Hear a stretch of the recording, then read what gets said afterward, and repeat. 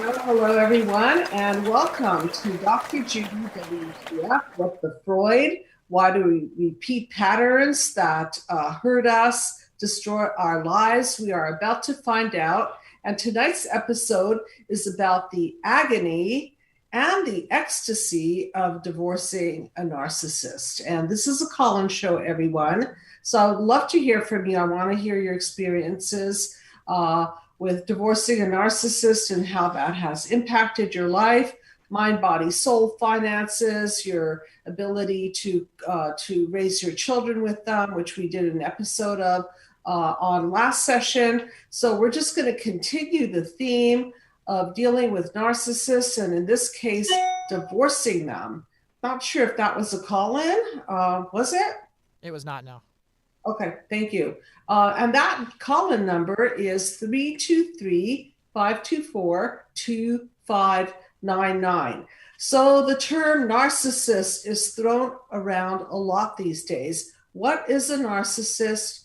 From a perspective of the mind map, which is a system that I'm going to break down for you, it is the result of a system gone wrong. And if you look at panel number 1, you're going to see wounds of childhood, which represents the wounds. Wounds of childhood include neglect, smothering, controlling, sexual abuse, physical abuse, any kind of a situation where the parents are actually putting their own feelings before the feelings of the child. And this is what the problem is that when parents put their own feelings first, it reverses the system and creates these horrific wounds that leave the child compromised and sometimes unable to grow efficiently and sufficiently a healthy core sense of self. And as a result of this inability to form a healthy core sense of self, what sometimes happens is a fake or false sense of self is formed. And this fake or false self is very, very delicate. And if injured, if narcissistically injured, meaning that if you hurt the person and withdraw your love and withdraw your attention from them, they will begin to crumble. And this is what you see in the course of a divorce, is that the person begins to crumble, but instead of appearing as if they're crumbling, they will appear as if they are on top of their game. And that's why it's so important to plan these things in advance. And the first thing that you're going to need is a great psychologist, because you want to be armed. You want to be emotionally armed for what you're about to receive from their plan of attack on you, because it is very, very common that once you're out of their system, once you are no longer part of their family, no longer part of their support, you're going to pay for it. So the agony is that you're going to pay for it, and so are your children, and so are your finances. You're going to pay emotionally, you're going to pay financially, sometimes with your reputation, because they like to demean, devalue, and destroy that too. And then the ecstasy is congratulations for having the courage to divorce somebody that never really had your back in the first place. So what's it like to be married to a narcissist? This is something that I deal with all day long. And we at the Psychological Healing Center have become quite expert at recovering from narcissistic abuse. So we spend a lot of time helping people to recover from narcissistic abuse. And we put together a video called The Mind Map Journey to Healing from Narcissistic Abuse, which is hosted by my life coach, it's Esteemed. And we have a complete plan for this recovery because it wreaks such havoc on the psyche to be in a relationship with a narcissist, and then double havoc on the psyche to be divorcing a narcissist, because again, they're not going to be very, very happy that you are outing them. They're not going to be very happy that you are no longer on their team. So let's get into how they're going to behave and what you have to prepare yourself for. And it brings me to a conversation that I had with a family member. And I remember her saying something like, oh no, everything's going to be so fair and easy. We're just going to split the assets and we're going to split the time with the children and we're going to split this and that. And boy, was she wrong. What happened next spun her head around. And so what he did was he hired the most aggressive attorney, and she ended up paying him a lot of money per month because she was the main money earner. And so he claimed a lot of child support and alimony. And so it really turned around on her. And she genuinely believed that he would just simply get more work and leave her alone financially, and that they could just split very amicably and split the time with their children very amicably. Well, these amicable wishes do not manifest very often. What's really going on in the back of the person who now feels demeaned, devalued, and destroyed because you are leaving him or her is they're going to get control, and they're going to get you, and they're going to get you back, and they're going to get you good. So please call in. I do want to hear from you. I have obviously worked with a lot of people who are recovering from narcissistic abuse, and case after case of people who thought that they were with the nicest guy. Sometimes those are the more covert narcissists, and when you dare to leave them, watch your back. That number, 323-524-2599. Would love to get into a discussion about this. It's just such a very, very important topic, because when people end up in a relationship with a narcissist, it's because they themselves have been groomed by their family of origin. So let's go back into the mind map and understand it a little bit more and how it works when bonds are formed. And the bonds that are supposed to form from birth are secure bonds with your attachment figures, usually your mother, your father. And when we get this secure attachment, then what happens is that we have a secure foundation to grow a sense of self. We have a secure foundation to see the world eventually, not only through black and white lenses, but also to deal with feelings of ambivalence and have the backbone to self-reflect, which is a very, very common term I use in the therapy, because it's so important when people are able to own their own stuff and self-reflect. Narcissists, unfortunately, are not very good at it because they don't want to self-reflect. They want to point the finger at you. So when we look at panel number one, what happened to these people? Why are they behaving in such a selfish way? So if you see the light in the background, that's a metaphor for the healthy attachment, the healthy family, the light.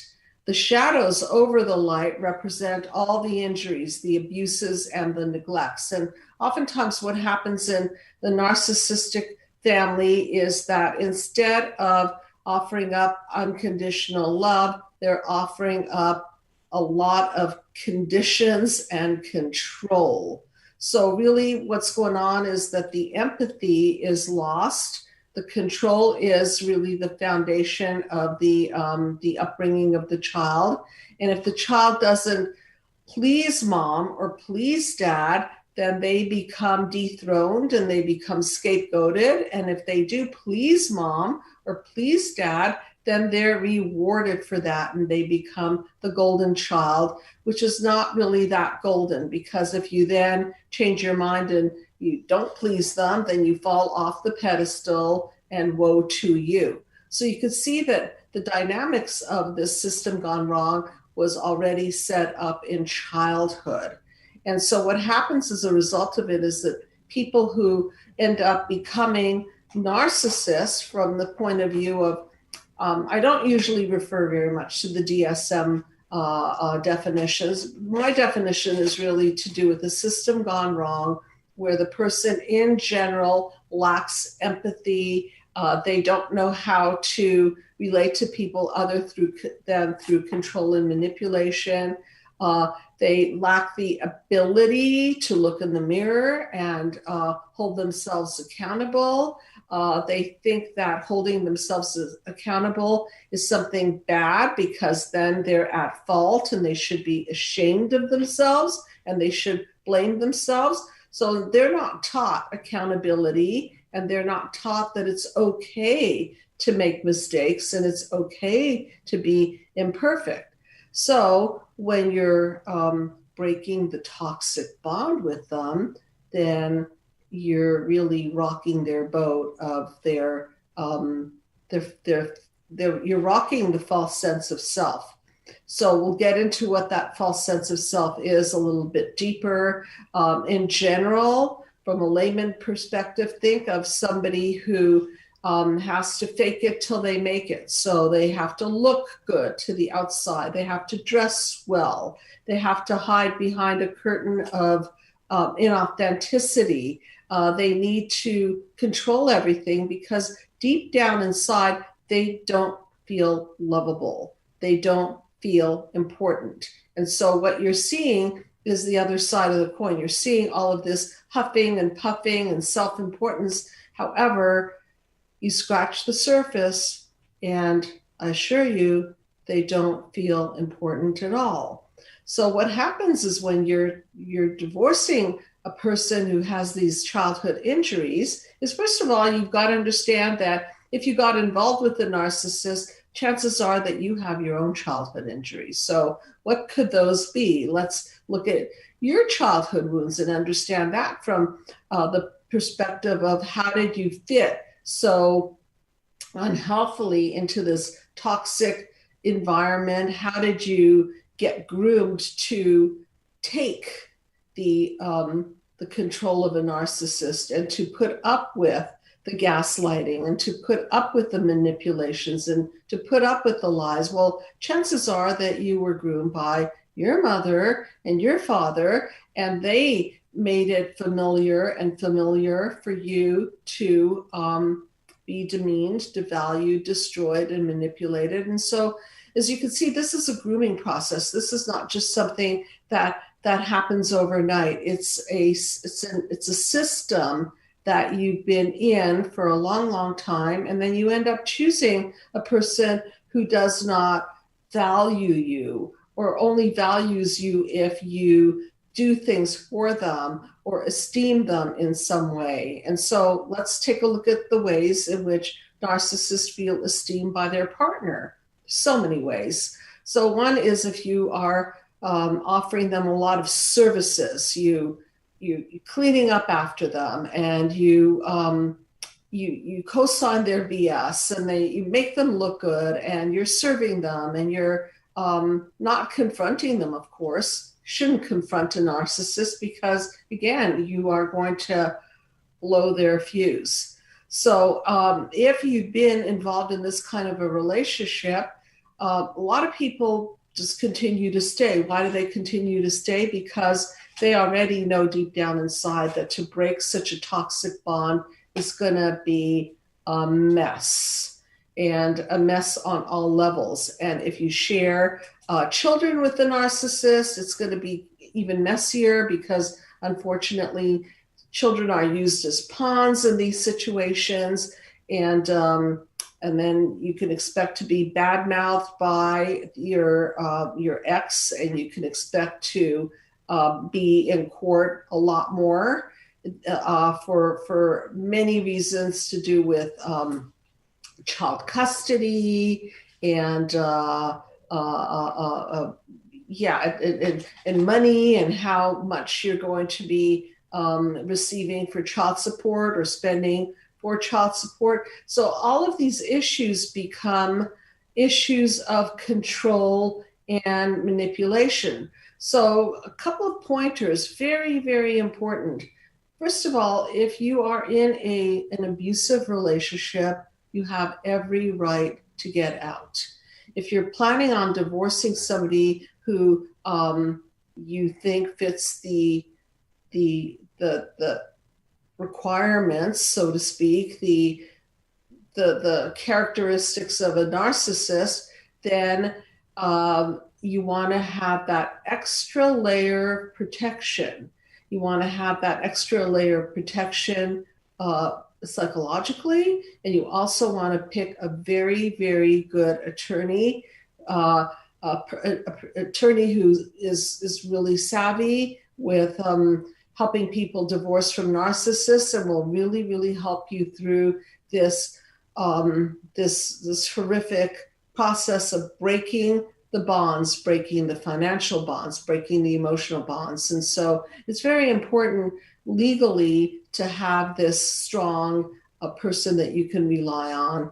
And it's very, very important to cross your T's and dot the I's, and make sure that you leave paper trail and email trail, and definitely do not have private conversations that can be used against you when you're in the process of divorce, because you may find that the conversations are then tweaked and manipulated to sound like something that you didn't even say. And so again, it's best that you get a buffer between yourself and your soon-to-be ex, and that you keep a very, very meticulous paper trail, so that when it comes down to actually breaking the legal bond with this person, you have everything tight and all the contracts in place. And the other part of it is, it's so important to have a good psychologist on your team,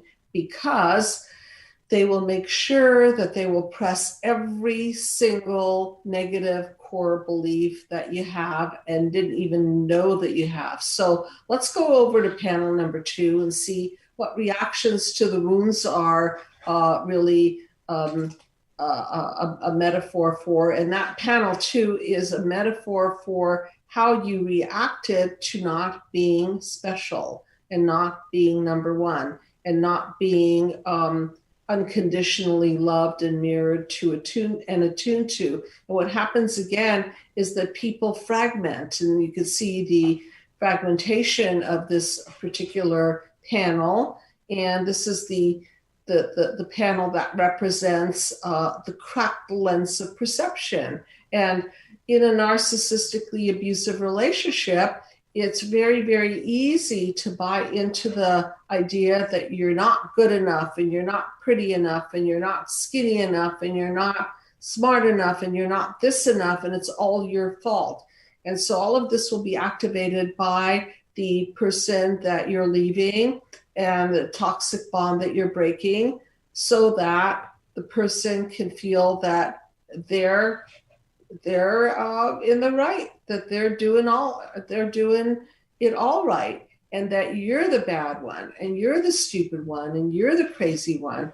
So panel number 3 is really something that we talk quite a bit at the Psychological Healing Center. And panel number 3 is all the encodings that we encode from our family of origin, namely mom, dad, primary, secondary caregiver. So if you look at the bonds that are supposed to form around your emerging psyche, you could see that these bonds, mother, father, are supposed to hold you up, and they're supposed to be your building blocks for evolution.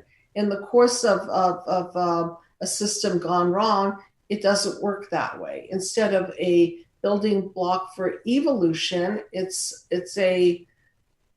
really a pathway to devolution and chaos. Why? Because the messages that we receive from parents who put their own feelings before ours are messages that are very, very destructive at the core.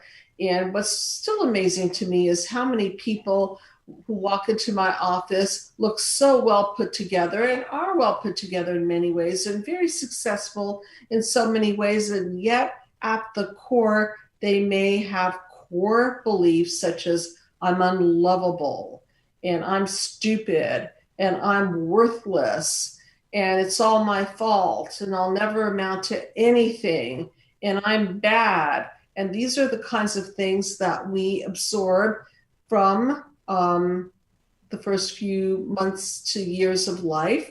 And obviously, we're not absorbing cognitively during the first few months of life because we don't have language, but we're getting the message. So if we're not played with, if we're not attended to, if mom or dad lets us go off on our own and doesn't give us the containment to have a strong core parenting, if they neglect us, then we're getting the message. And these messages may not necessarily be verbal messages, but they're messages. They're messages like, you don't really mean anything to us. You're not important. We're important. And so you can kind of get a sense now how this grooming takes place. And then here you are now. You've gotten yourself into this horrible situation. Maybe you've been in it for years and years, and now you have children and finances and friends and a house and this and that. And now you've done the almost impossible. You've announced that you've had enough. And sometimes this is a place people come to after years and years. Some people never come to it. They'll just stay in the relationship. But if you've come to that point where you have had enough, then take care of yourself and plan this very, very carefully. And one of the biggest suggestions I could make to you is to heal your psychological wounds of childhood before you decide to break the bond. Why? So that you won't be activated, so you won't be triggered, so you won't be manipulated and controlled. Because trust me, your soon-to-be ex knows all the buttons to push. And these buttons, if they're raw and they're active, will lead you into panel number 4. As you could see, chaos. And then your defenses are not going to hold up very well at all, because usually the person is in a vulnerable situation. And these defenses could include, or lack thereof, the defenses that the person is lacking won't keep them emotionally stable and won't allow the person to self-soothe and get through the day. So what do people do to beef up their defenses? Well, there are so many things.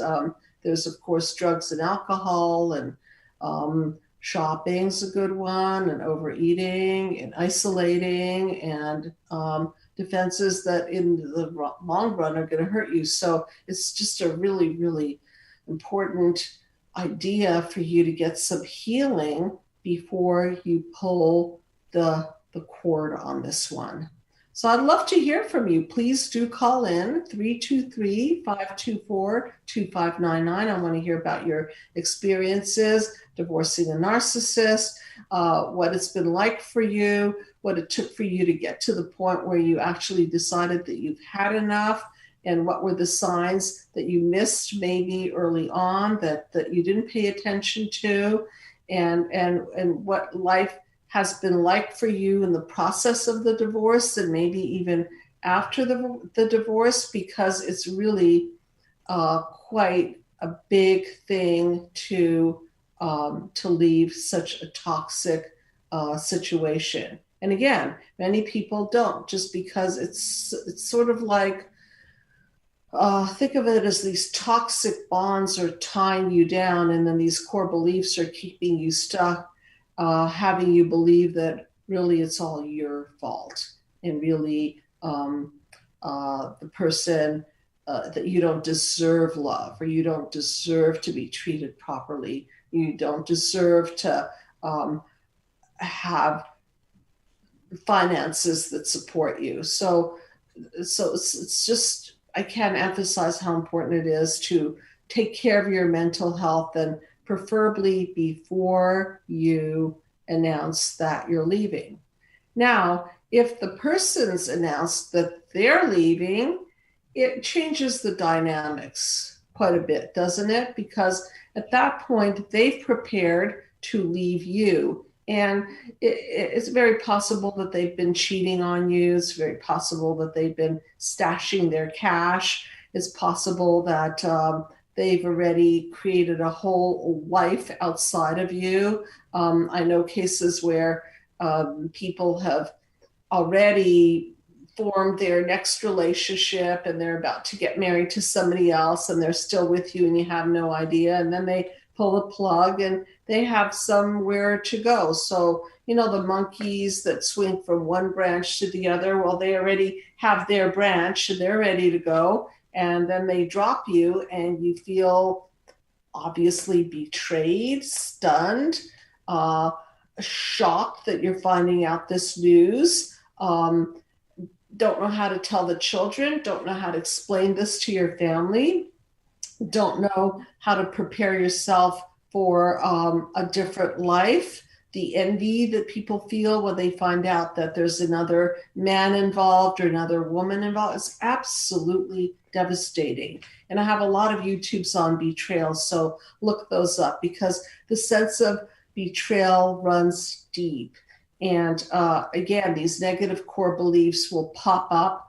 And instead of having the healthy reaction of how dare you and get that spine going and get the strength to fight back, people often won't. They'll just crumble and they will give in and they'll sign contracts that they know they shouldn't even be signing, or sign contracts that years later they regret, or make deals about parenting that they regret. So this is why it's so important to beef up your mental health, beef up your legal situation. And I really would love to hear from you because I know that you're out there. I know that people watching tonight are dealing with thinking about divorcing a narcissist or in the middle of a divorce and just don't know why they are going into such dark, dark places. And people do, they go into very, very dark places. And this is a time where you have to really surround yourself with family and support and community and therapy and legal help and any kind of support that you can get. It's just a kind of thing where I've seen people spiral into depression. I've seen people spiral into defense mechanisms that take them further down. The alcohol consumption, the over-the-counter medication can go up, or prescription drugs will be filled more often, and so on and so forth.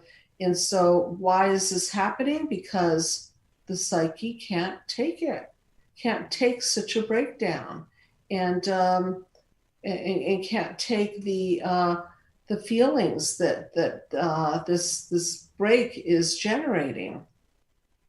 So let's talk a little bit about what to do with the children, because these poor children are going to be the monkeys in the middle, and they're going to be pulled by the other party, and even they will even. I've seen cases where children are bribed to live with the other parent. Come over to mommy's house or daddy's house. You know, we have a large house here and lots of toys, and we're going on lots of vacations. Well, mommy or daddy can't afford to take you, so look what side the bread is buttered on here. And sometimes children, they don't know what to do, and so they're stuck in the middle. And as we know, logically, children have the right to love both parents, and they have a right to live their life and to be children. And in these cases, their childhood is stolen away from them because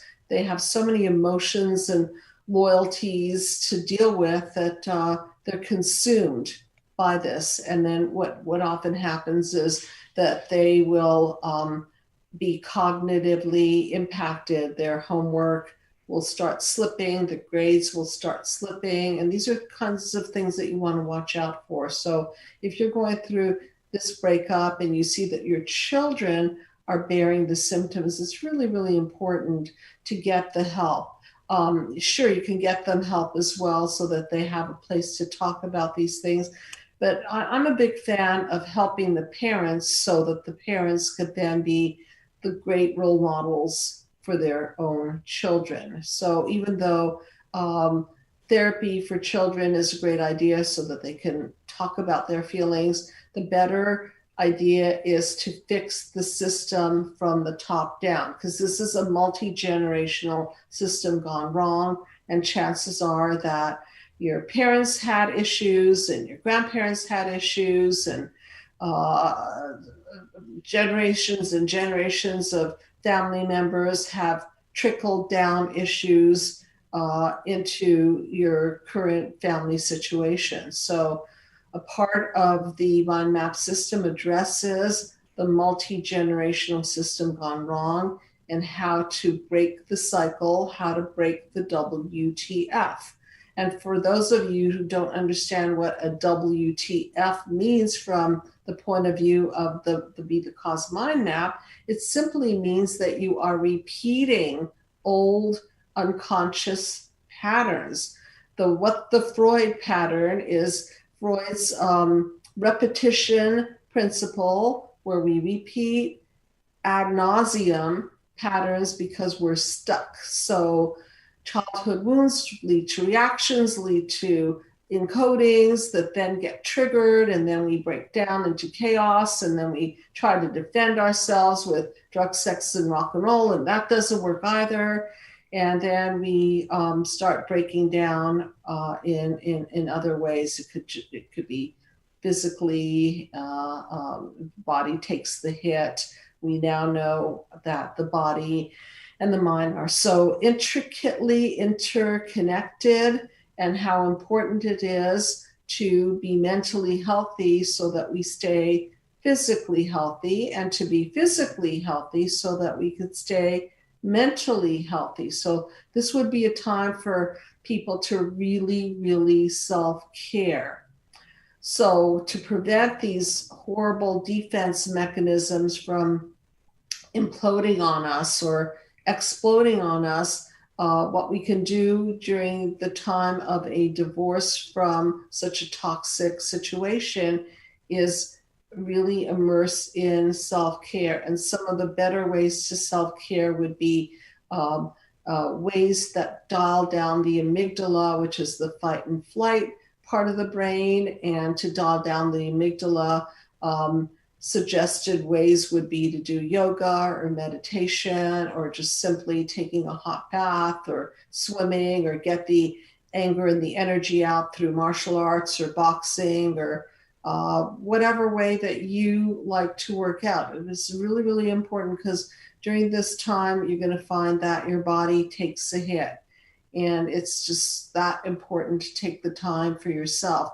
The other part, and I still look back fondly on my days where I went to Paul Mitchell to learn how to cut hair. And that's just one of my hobbies is cutting hair, and self-esteem through looking good and good grooming and really taking care of yourself.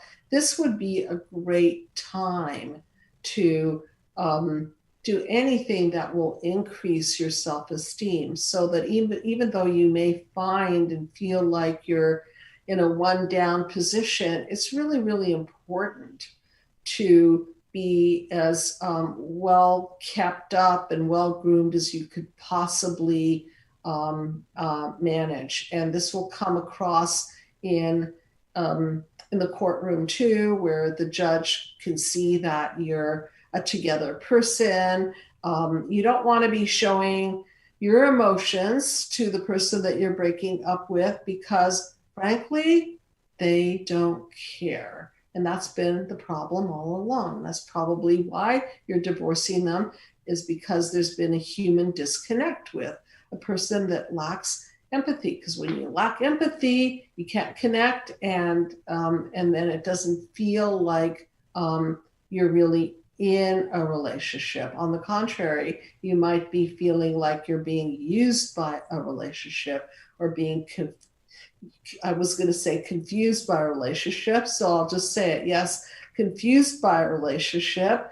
And so a lot of people who are generally individuals who've been groomed to people please will find themselves in this system gone wrong. And so that when you're pulling out, you have nobody to people please. So now your whole role is shaken up. So what do? So I'm saying turn it back unto yourself and start nourishing yourself.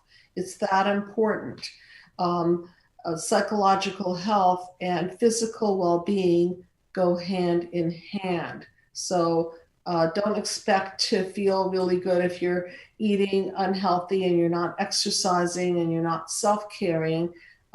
They really, really go hand in hand. And I'd love to hear from you. I'm not hearing from anybody tonight. So call in and we can chat about what to do, how to strategize, how to time this thing. I think timing is very, very important. So if you're the one pulling the plug on the relationship, it's important for you to take your time to discuss this carefully with an attorney, an accountant, whoever is going to be helping you manage your finances, your psychologist who will be helping you to manage your emotions. So planning is everything. So you want to know about your bank accounts, and you want to know where the safe is, and you want to know what you would most probably end up with for child support, either paying child support or receiving child support or alimony. And there are all kinds of intricacies that you want to research. So don't just one day wake up and say, I've had enough, even though you may wake up and say, I've had enough. You may feel that, but then just take a little time and chill out and control your emotions, dial them down, and make some phone calls and get some legal information, get some psychological information, and plan it really, really well. And don't tell the people that you know mutually, because the news might leak out, and then your spouse might start planning. And because in general, people with the narcissistic characteristics, because they lack empathy, they're going to be much more cruel about it.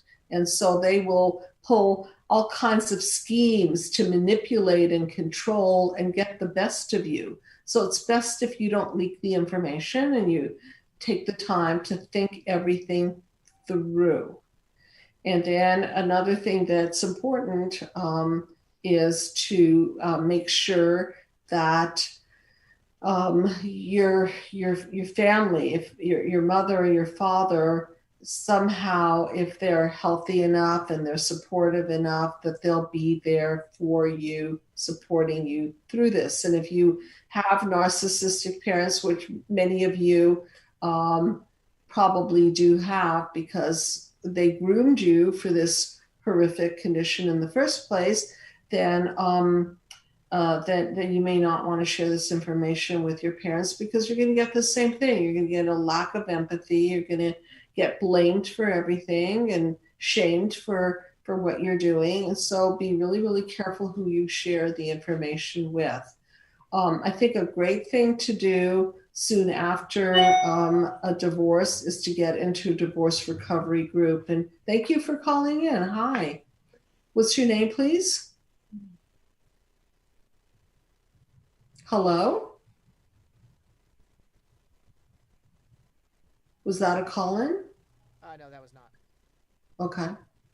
Okay. Yeah, help me out here, because I can't really hear if it is or isn't. So I think really, really important is to get yourself into a divorce group, because nobody will understand your situation better than those going through it. So again, the lack of empathy from people around you will be very, very painful if that's the case. So you want to be around people who understand where you're at, people who are going through the similar experience, and people who can recommend and exchange information, recommend good attorneys and support systems and so on and so forth. So this is going to be really, really, really vital. So we've talked about the agony of this. And so let's talk a little bit about the ecstasy in front of you. Okay, so imagine you no longer have to buy into their BS. You no longer have to support them and their system of control and manipulation. You no longer have to be people pleasing, people who are only vampiring your energy. So imagine how much more energy you're going to have as a result of freeing yourself from this very, very toxic situation. And so when you're in the darkness of all of this, I want you to remember the light. And the light is you. And you're right to have a peaceful life. And you're right to have love in your life. And you're right to have a partner who cares about you and supports you and puts your feelings as important as their own. And so that would be panel number 7. If you look at panel number 7, that's where we're all going with this, is we're going to a better place of interconnection and partnership and synergy, and finding people that are like-minded, finding people who are compassionate, finding people who have ethics, and finding people who have our back. And I call it the 1 + 1 is greater than 2 phenomenon, because in these narcissistic systems, it's always 1 + 1 is going to leave you less than. So it'll be less than 1. You're going to end up feeling less than just who you could be on your own. So what you have to look forward to really is freedom and healing and better judgment and more compassionate people in your life. And once you begin to free yourself up and heal, you might find that you're just loving life more. And you might find that your interest in old hobbies come back, old hobbies that you maybe pushed aside because you had to do all of the deeds for the narcissistically injured partner, and you didn't have time because you were busy fulfilling their life and not your own. So I think in preparation for pulling the plug on a relationship that is this toxic, it is really, really important to make inventory on the benefits of what life is going to be like for you once you have extricated yourself from the situation. What's that going to look like financially? It's really, really important to have a hard look at that. And I think the attorneys and the accountants and so on can help you with that.